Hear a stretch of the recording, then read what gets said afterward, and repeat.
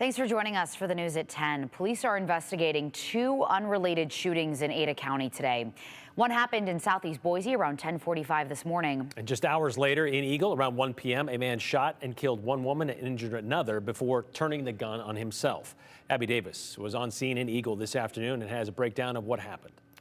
Brian and Morgan, within 3 hours, law enforcement responded to two shooting incidents, and both may have a connection to domestic violence. A bullet hole in a window of a Wells Fargo bank in southeast Boise serves as a reminder of gunfire in Ada County on Wednesday. Two shootings happened more than 2 hours apart on opposite sides of the county. In Eagle, the Ada County Sheriff's Office says a 38-year-old man shot and killed a woman inside Westmark Credit Union off Eagle Road. They say he also shot and injured another woman. Upon arrival, Eagle Police discovered one person dead, another person injured with a gunshot wound, non-life-threatening injuries, however. The woman who was hurt is in a hospital recovering.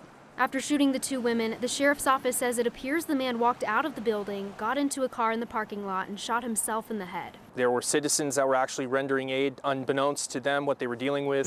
First responders took the suspect to a nearby hospital. As of Wednesday afternoon, he was in critical condition.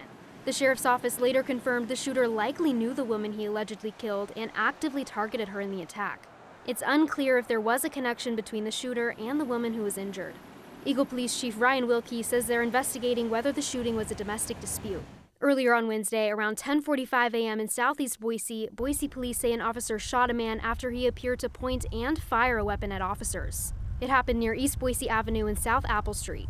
Boise police officers received a call and received information that a subject was traveling from Oregon to Boise, and this subject had made some threats to his family, who lived in the southeast Boise area. Boise Police Chief Ron Weiniger says officers went to his family's house Wednesday morning to make sure they were safe. He says Ada County Sheriff's deputies first spotted the man's car near Star. They tried to pull him over, but Weiniger says he ignored officers and they chased him into a parking lot in Boise. He actually stopped his vehicle in that parking lot and got out of his vehicle with a weapon, what appeared to be a weapon in his hand. He pointed what appeared to be a weapon, a firearm, at the officers. Weiniger alleges the man then, quote, appeared to discharge the weapon. Two officers, one Boise police officer and one Ada County Sheriff's deputy, discharged their firearms at the subject. He was struck but ran from the scene. Weiniger says officers eventually arrested the suspect just east of where the shooting happened before taking him to the hospital for medical treatment. There was a CO2-powered BB gun replica firearm that looked very, very real, and that was recovered near the scene. We don't have other information as to whether there may have been other weapons or firearms involved. Weiniger says we should know more information about the southeast shooting suspect once he's booked into the Ada County Jail. Again, that person made threats to his family. It's not confirmed whether the shooting in Eagle was a domestic dispute, but police say they are investigating that possibility. Faces of Hope Executive Director Paige Dinger says domestic violence is very common.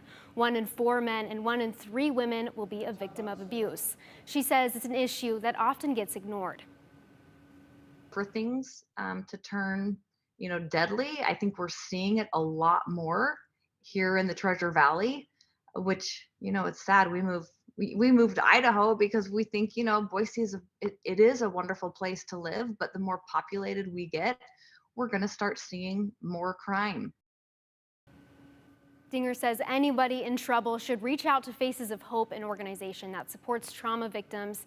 There are also other organizations around the Treasure Valley, like the Women's and Children's Alliance, that can help. Brian and Morgan. Yeah, there certainly are amazing resources in our community. And a scary situation for other people at that credit union today as well. Some trauma experience there, so obviously they can seek out help from that if they need it. Our thoughts go out to those families. All right, Abby, thank you.